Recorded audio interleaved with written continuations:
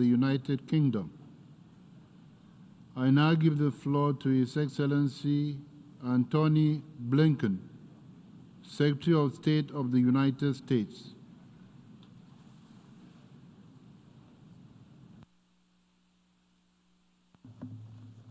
Good afternoon.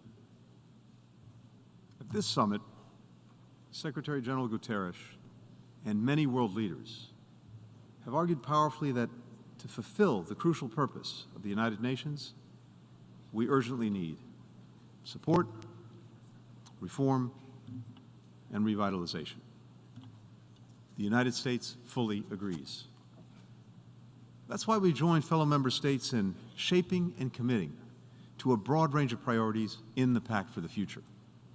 Forging the Digital Global Compact, signing on to the Declaration on Future Generations, enabling the United Nations and international institutions to better respond to shocks like pandemics and natural disasters made more severe by the climate crisis, addressing growing and diverse threats to international peace and security on land, the sea, the air, in outer space, and in cyberspace, ensuring that universal human rights are respected equally online and offline, empowering women and girls across the UN's efforts, reforming the UN Security Council to better represent the developing world and, more broadly, the world as it is today.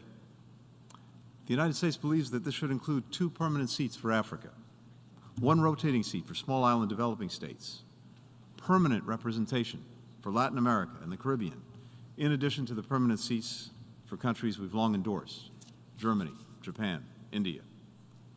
The United States supports starting negotiations on Council reforms immediately.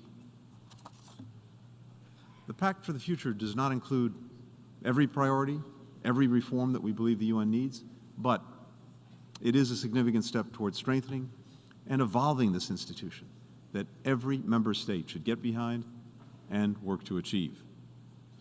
We're also pursuing reforms in other international institutions, as well as in our own country, that advance the bold goals and the aspirations of many member states, particularly those we've heard directly from developing countries. We strongly supported the African Union joining the G20 so that African voices are better represented in that group. We're leading efforts to strengthen the ability of multilateral development banks to deliver on the Sustainable Development Goals. We're making the biggest investments of any country ever to accelerate the transition to clean energy at home while dedicating billions to help people in developing countries adapt to and manage the impacts of the climate crisis.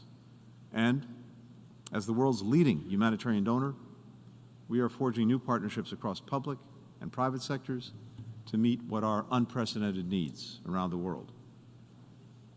These are important steps, but more must be done because simply preserving the status quo is not an option. The United States is committed to adapting the UN system to reflect this world of today and tomorrow, not the one that existed in 1945. But we are, and we will, remain resolutely opposed to revisionism. We will not accept efforts to tear down, dilute, or fundamentally alter the core principles of the UN Charter: sovereignty, territorial integrity, independence. We will continue to affirm that no member state has the right to redraw borders by force or repress their own people. We'll continue to oppose the idea that nations can assert spheres of influence or dictate who other countries ally or partner with. We will push back fiercely against attempts to undermine the Universal Declaration of Human Rights and related international human rights treaties. It's one thing to revitalize, to reform, to adapt the organization to meet the challenges of the future. It's quite another to try to change its core purpose and principles that are essential to avoiding repeating horrors of the past. In this Pact for the Future, reform has pride of place, revisionism should have no place at all. At a time of great testing for the multilateral system, that's an accomplishment we can and we must build on in the years to come. The United States is committed to this collective effort. We know that we're stronger, we're better off, we're more effective when we're all working together in common purpose. This is what the world needs in this moment, and it needs a strong multilateral system if it is going to meet the goals and aspirations of the people that we all represent. Thank you very much. I thank the Secretary of State of the United States.